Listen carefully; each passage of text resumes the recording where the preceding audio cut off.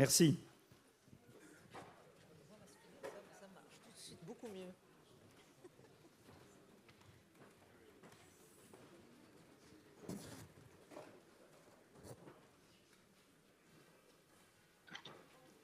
OK. Hello. Bonjour. Bonjour, monsieur le maire. Est-ce que vous pouvez nous entendre? Oui, je vous entends très bien, merci.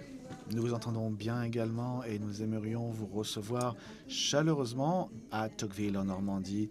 Et nous sommes tout à fait reconnaissants de vous avoir avec nous. Je sais que que vous avez un moment très difficile et rempli en tant que maire de Kiev, en moment de cette guerre absolument terrible, et nous avons vraiment réitéré notre soutien et nos sentiments les plus chaleureux pour vous et pour le combat que mène votre population.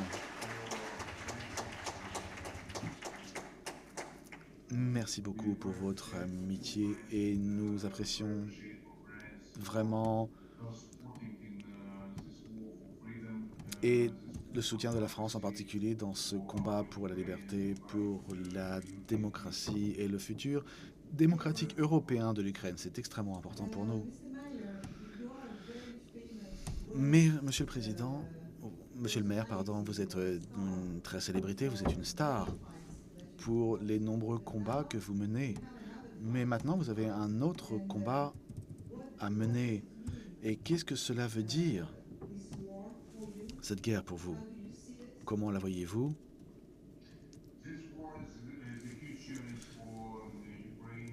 Cette guerre est la guerre de tous les citoyens dans notre pays.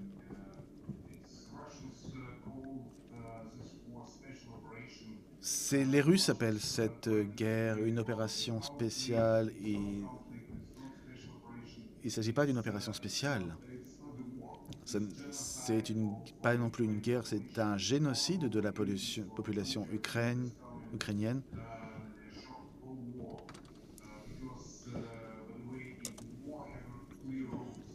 Mais des femmes, des enfants, et nous avons des images absolument terribles qui nous arrivent, et cela nous choque tous.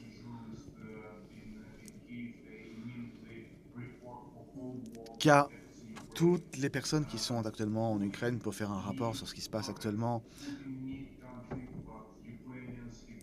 Poutine a besoin de tout ce qui se passe actuellement, et nous n'avons pas besoin. Tout le monde doit comprendre les raisons de cette guerre.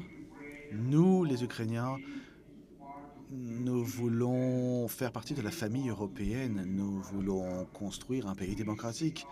Nous voyons notre futur comme étant une partie du monde démocratique. Et Poutine a dit le contraire. Il a dit que nous appartenions à la Russie. Nous voyons notre futur comme étant membre de la famille européenne. Nous visons un futur démocratique et nous voulons appartenir à la famille démocratique pour nos enfants. Et nous voulons que vous compreniez la raison pour laquelle cette guerre a commencé. Poutine a ses raisons. Mais qu'en est-il de la population russe? Comment voyez-vous ce qui se passe actuellement en Russie? Il y a une grande haine, en particulier, pas simplement dans les soldats, mais également chez les journalistes, dans la population. Est-ce que vous étiez choqué? Comment voyez-vous cela?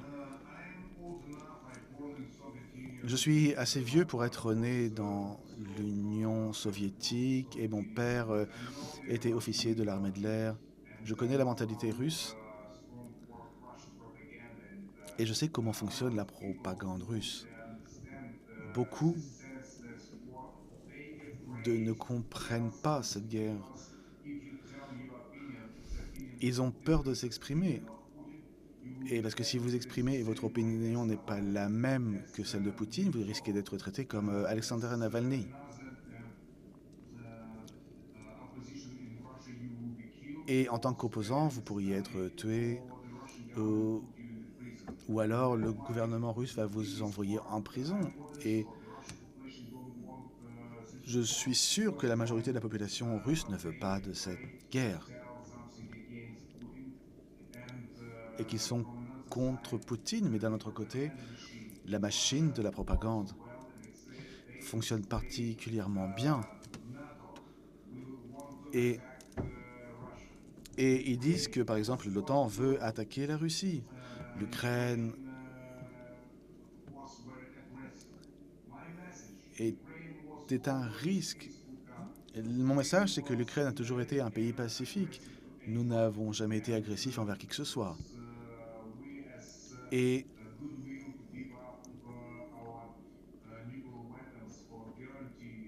nous étions prêts à laisser de côté nos armes pour avoir notre indépendance, la souveraineté.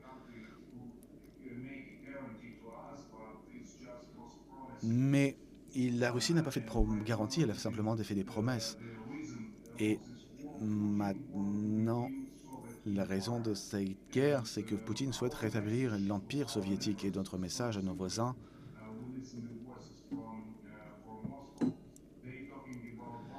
c'est que il parle des pays baltiques, il parle de la Finlande, qui appartenait à l'Empire soviétique également. Et j'ai passé un grand moment de ma vie en Allemagne.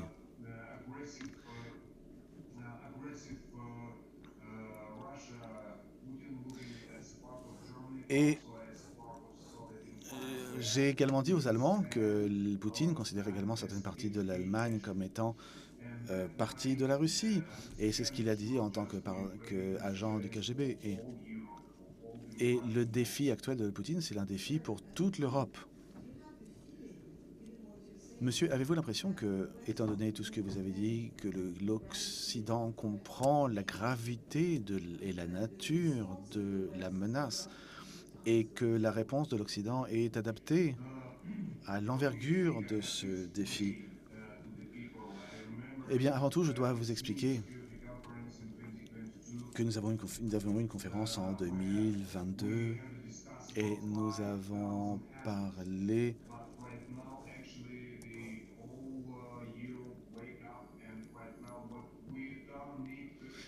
ce que nous faisons, c'est simplement rappeler que c'est un risque pour toute la démocratie et pour toute l'Europe,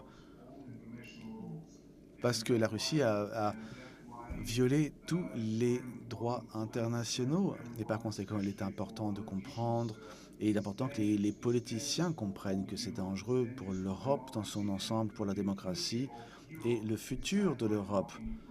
C'est ce qui se passe actuellement en Ukraine, et c'est la raison pour laquelle il est important de soutenir l'Ukraine et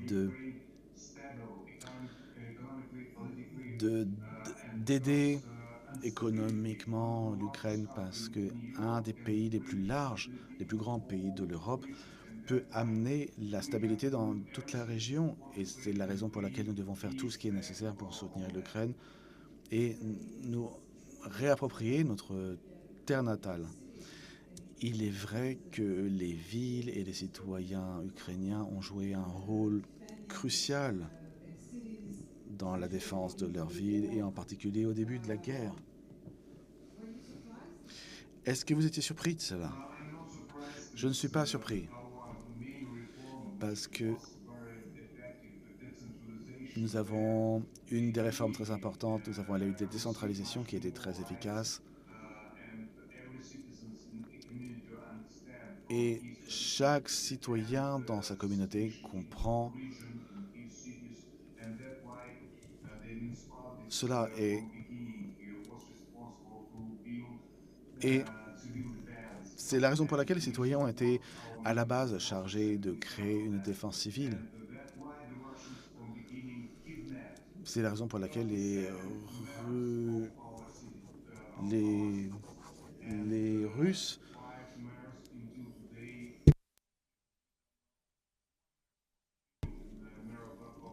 et c'est la raison pour laquelle ils ont par exemple enlevé des infirmières et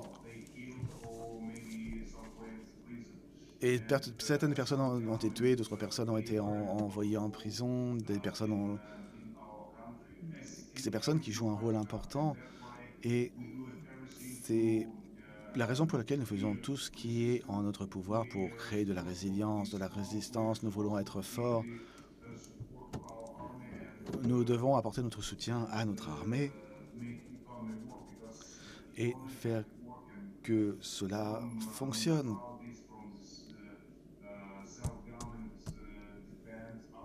Car tout cela repose sur le gouvernement démocratique comme ça existe actuellement en Ukraine, et nous devons faire tout ce qui est en notre pouvoir pour être fort, pour être résistant. Monsieur, vous êtes particulièrement célèbre dans le monde entier. Vous avez également mentionné le fait que 37 personnes, y compris des maires aussi,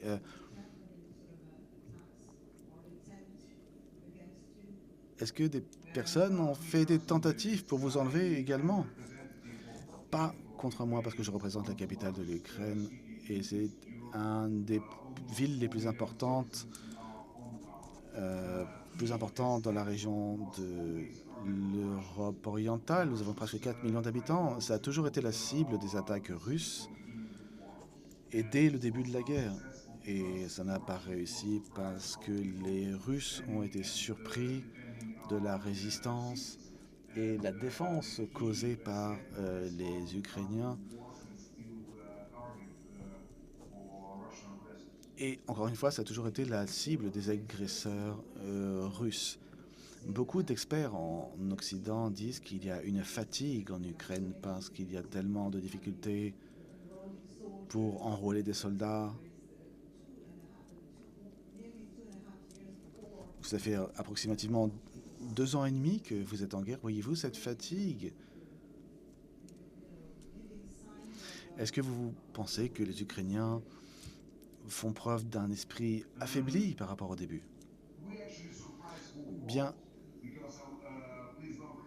n'oubliez pas que nous avons tous les experts qui nous avaient accordé quelques jours, voire quelques semaines, face à l'armée la plus puissante du monde, qui était l'armée russe. Et nous sommes déjà dans cette 3e année de défense réussie de notre territoire contre une des armées les plus puissantes, l'armée russe. Et c'est tout notre territoire, c'est toute notre famille, ce que nous défendons. Nous voulons encore une fois remercier tous nos partenaires pour nous avoir soutenus par votre amitié, pour nous aider et en particulier pour cette unité que vous accordez à l'Ukraine. Encore une fois, l'Ukraine est un élément clé pour la liberté et nous voulons souhaiter toutes les personnes qui soutiennent l'Ukraine et c'est particulièrement important pour nous. Mais de quoi avez-vous le plus besoin actuellement de l'Occident et qu'est-ce que vous attendez du sommet de l'OTAN en termes de soutien?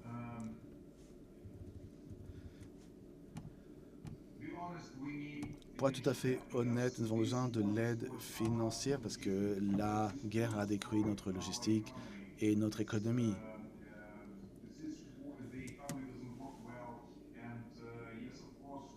Et bien sûr, nous avons besoin de davantage d'armes. Les armes sauvent les vies de nos soldats et nous avons également un soutien politique, un soutien des nations. Et n'oubliez pas que nous ne défendons pas seulement notre pays, nous vous défendons tous. Ne sous-estimez pas Poutine, les objectifs de Poutine. C'est là où nous l'avons autorisé à aller et tout le monde doit comprendre cela. Nous défendons les mêmes guerres. Et si l'Ukraine ne vainc pas, il y a des risques en République tchèque, en Pologne, dans les pays baltiques, les pays baltes. Et Poutine va essayer de rétablir l'empire soviétique et faire en sorte qu'une partie de l'Europe devienne son territoire. Merci, monsieur. Je vais maintenant passer la parole pour une ou deux questions parce que je vois que nous avons encore un peu de temps avec vous. Et par conséquent, je vais demander aux personnes qui ont des questions, qui a des questions pour le maire Klitschko. Est-ce que vous avez des questions?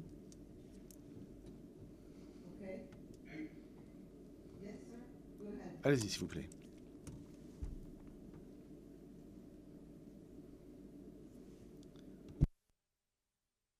Je ne vois pas de questions. Ah,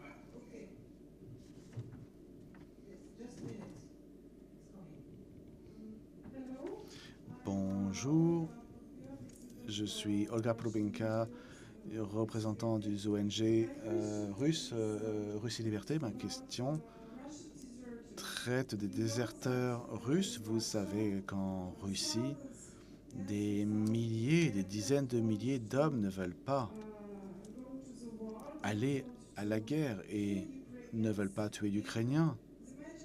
Et la majorité des problèmes pour ces personnes, c'est qu'ils n'ont nulle part où aller et où s'enfuir, parce que personne ne les veut.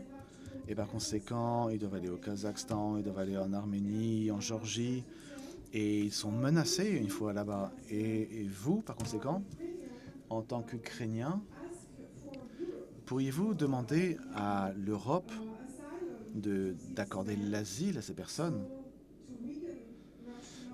pour affaiblir l'armée russe?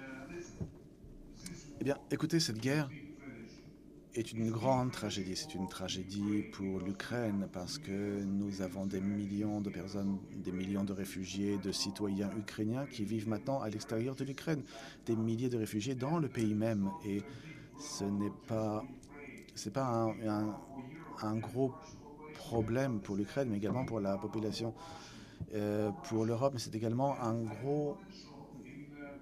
une tragédie pour la Russie également. Je voudrais que tout le monde doit demander à Poutine, demander quelle est la raison, pourquoi tant de... Pourquoi les Russes ne sont plus les bienvenus de par le monde? Pour quelles raisons le rideau de fer est revenu en Russie? Ce sont des questions qu'il faut poser. Ils ont posé les questions principales. Pour quelles raisons mon mari, mon oncle, mon fils doit participer à cette guerre insensée? La population russe doit se poser la question à Poutine, cette guerre sans raison, cette guerre insensée, parce que Poutine est malade, Poutine est fou de mener cette guerre. C'est une tragédie, une grande tragédie, pas simplement pour l'Ukraine, et j'espère que la population russe doit comprendre que c'est une tragédie également pour la Russie. Et nous attendons patiemment que la population russe pose ces questions au gouvernement russe et au président russe. Et par conséquent, quelle est la meilleure manière justement de faire en sorte que ce moment arrive? Est-ce que vous essayez d'influencer la population russe actuellement? Ça n'est pas un secret que la propagande russe fonctionne assez bien, a été assez efficace et quelquefois c'est la raison pour laquelle nous devons faire en sorte que la population russe se réveille. Et devons dire que c'est un mensonge que l'Ukraine est agressive. C'est un mensonge de dire que l'Ukraine est sur le point d'attaquer la Russie. Que tout cela, c'est de la propagande poutinienne. Nous voulons travailler avec la population russe, mais une grande partie de la population russe a peur. Je vais vous donner l'exemple de Navalny.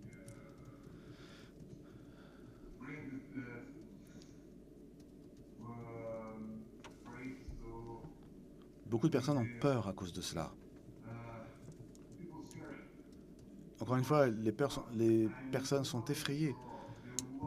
Et je suis plus que convaincu que leur amour pour leurs enfants et leurs parents est bien plus fort que ce qu'ils ressentent pour Poutine. Et nous espérons que la population russe puissent se réveiller et disent à Poutine, arrêtez cette guerre insensée. Pensez-vous que la Russie aura ou pourra avoir, après ce conflit terrible, puisse accéder à un futur démocratique? Je l'espère, je l'espère. Mais nous l'espérons, mais nous devons être forts, car Poutine n'acceptera jamais une position de faiblesse. Nous devons être forts, et c'est la raison pour laquelle nous devons être forts sur la ligne de front. Nous devons être forts économiquement parlant, nous devons... Et c'est la raison pour laquelle nous apprécions le soutien de nos partenaires, car ils nous renforcent.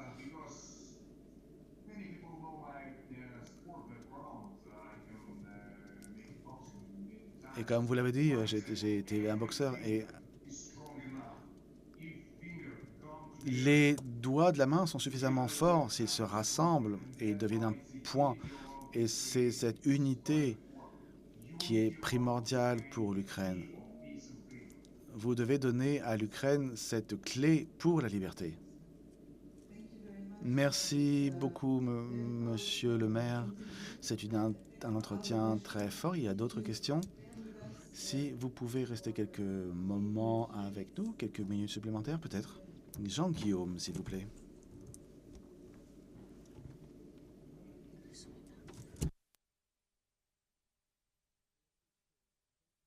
Monsieur le maire Klitschko, merci beaucoup avant tout d'être avec nous aujourd'hui, cet après-midi. Et cela nous représente énormément pour nous de vous avoir, et grâce à cette discussion directe, et ma question est basée sur l'économie. Ma compagnie a organisé un ensemble de conférences pour la reconstruction de l'Ukraine en général et également en particulier pour tout ce qui touche aux infrastructures.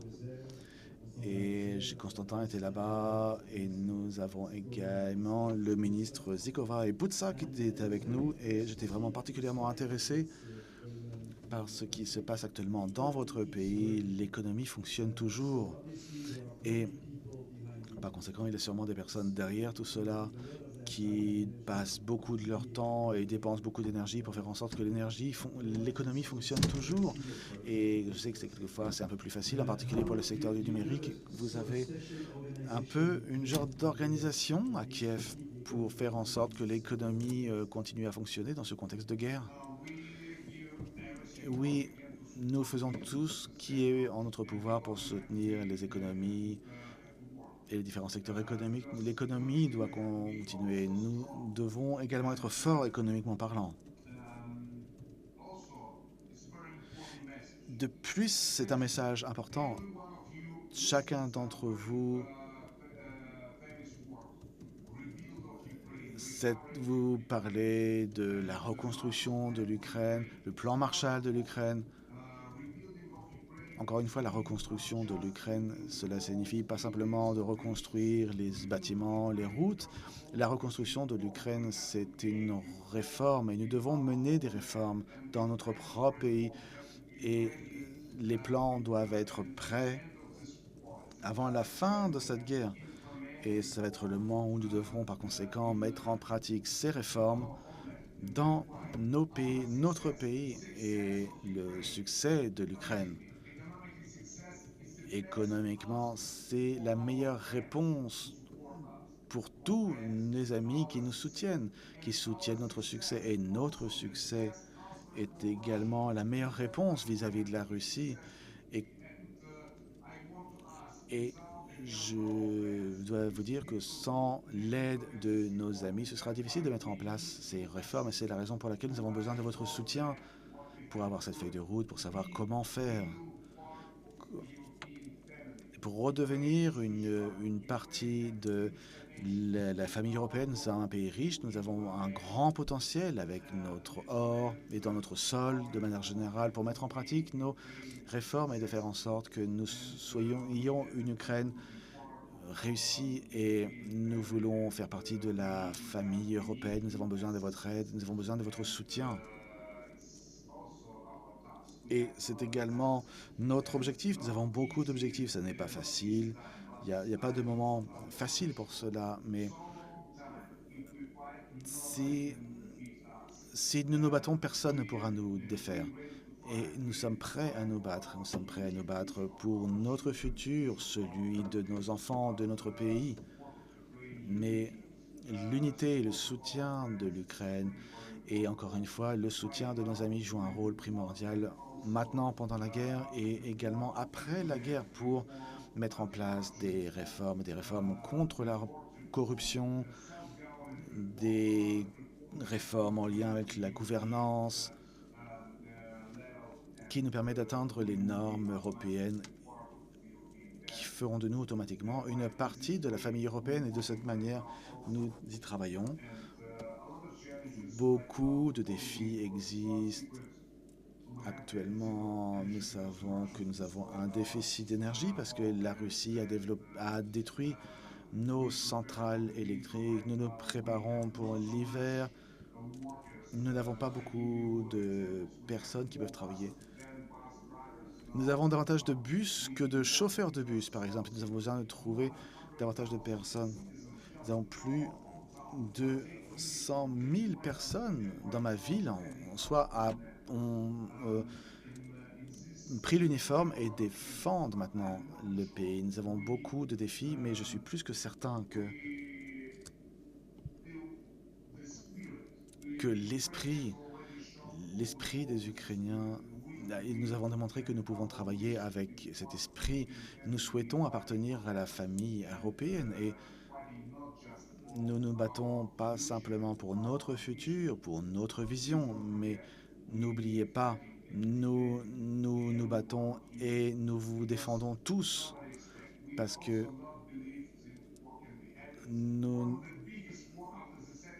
une des plus grosses guerres après la Deuxième Guerre mondiale, et Poutine l'amène cette guerre, et la raison pour laquelle nous devons être forts et ensemble, nous sommes encore plus forts et encore une fois,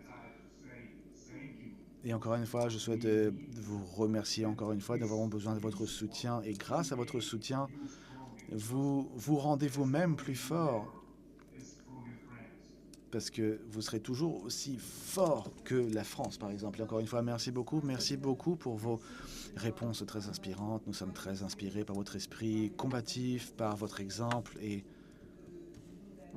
et vous savez que nous avons également parlé à Tocqueville cette année de la crise de l'Occident, mais peut-être pour vous, à Kiev, actuellement, l'idée de cette crise de l'Occident va vous faire rire.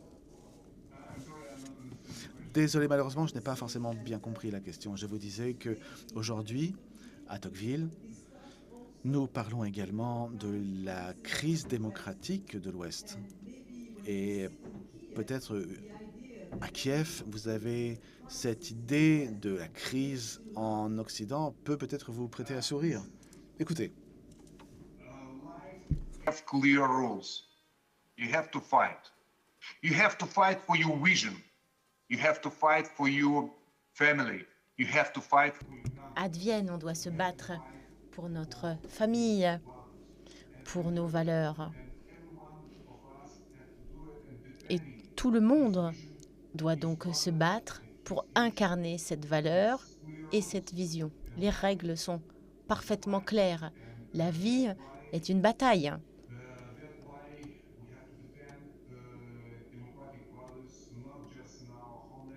C'est pour cela que nous devons défendre ces démocratiques valeurs, non seulement en Ukraine, mais dans l'ensemble de l'Occident.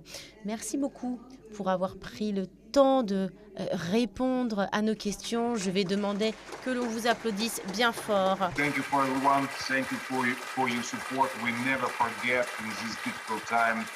Your support, it's life important for us. Very appreciate. And also.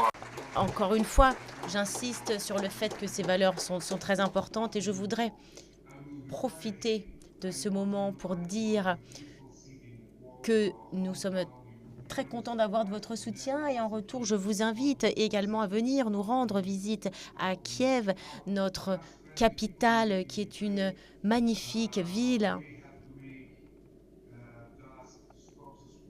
Nous devons faire tout ce qui est en notre possible pour arrêter cette guerre, pour également assurer notre succès. Et je souhaite vraiment la bienvenue à l'ensemble des participants chez nous à Kiev. Bienvenue à Kiev, bienvenue en Ukraine et merci pour votre soutien.